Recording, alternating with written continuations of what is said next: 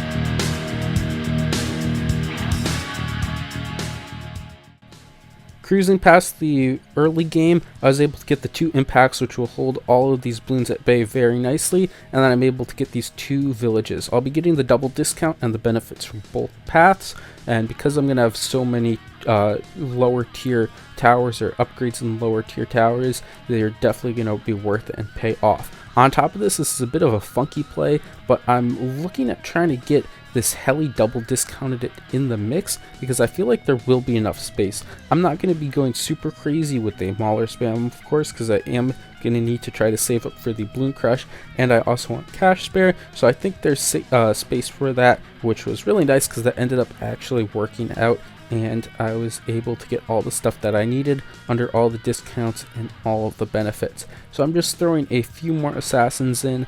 I don't want to get more than 6, I believe, in the setup, and then I'll be having the Moab Shove, which is a bit of an interesting decision, but I actually did a run of this before, and I definitely feel like I needed that Moab Shove just because of an issue that would come up, which I kind of will describe now. So basically, the rounds that were really hard in my first attempt, which ended up stopping it from being successful, it was just barely not successful, but I couldn't make the save up and I got dead-ended, unfortunately. But the hardest rounds were 83 and 84. That might sound like a surprise to a lot of people, because 83 and 84 are considered very easy compared to like 81, 82, or 85. But the thing is that the assassins their abilities will insta-kill BFBs if you do it right. So on around like 81 or 82, I can like insta-kill half of the round with all the assassins. And with the level 20, it will come back and I can take out even more. But on 83 and 84, there's a lot of Moabs and you cannot insta-kill them. So the abilities from the assassins are worth a lot less, unfortunately. And on top of that, all these Moabs are spaced, which is a big issue because the bombs cannot use their pierce whatsoever, which is a big deal. Unlike most towers where they'll have their pierce being used if like things are spaced or slightly spaced. For example, like an archmage, its projectile will go out and it can hit one thing, it still has more pierce, so it will kind of curve around a bit, grab something else. Or just like any other tower where it shoots and then the projectile keeps moving, the bomb will shoot, explode, and its AoE or the pierce that it can use is in a very small radius. So anything that's spaced is instantly very difficult for the bombs. And the Moab Shove will fix this by being able to despace everything. You just have the Moab Shove sit in the center, it shoves stuff back, and now Moabs are within the same radius, so the bombs can deal extra damage. On top of this, I'm also able to stall, as you can see here. So I just stall out that Moab, and then the impact will get the rest of it, and I'll be able to get the level 10 back for the next round. So I need the level 10 for both 83 and 84, and with that I can get all the abilities and just barely enough. Very cool trick. I was very proud of finding that kind of solution, and I'm able to take out 83 and 84, which is by far the hardest rounds in this run. Very interesting. That's not something that usually comes up, but with that I'm able to move along and get the Bloon Crush.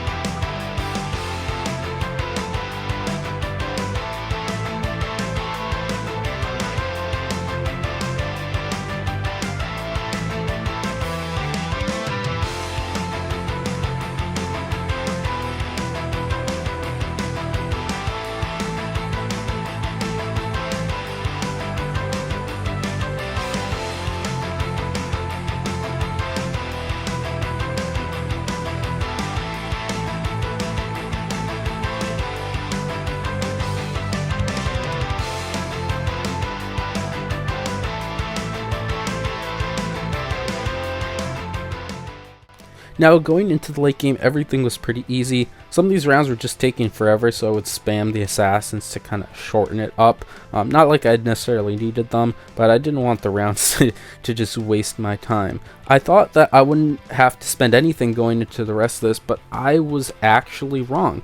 On round 95, the Bloon Crush just couldn't deal with stuff. I'd use all the abilities, I'd time stuff, I'd micro the shove, it just wouldn't work. So I ended up finding that the cheapest thing I could do was upgrading the 023 glue to an 024, so getting Relentless Glue upgrade, and that allowed me to be able to beat round 95 just barely. A little bit of a disappointment that I wasn't able to get that. It's going to kind of eat into my cash spare a little bit, but all the other rounds will be easy, including round 100. If I have all these assassins up and level 20, that should just go down no problem. And for round 99, it has a lot of DDTs, but because they're fortified and not just a constant wave of so many with the fortified Moabs underneath, the Bloon Crush is going to be able to deal with that a lot easier, so I shouldn't have a problem with that.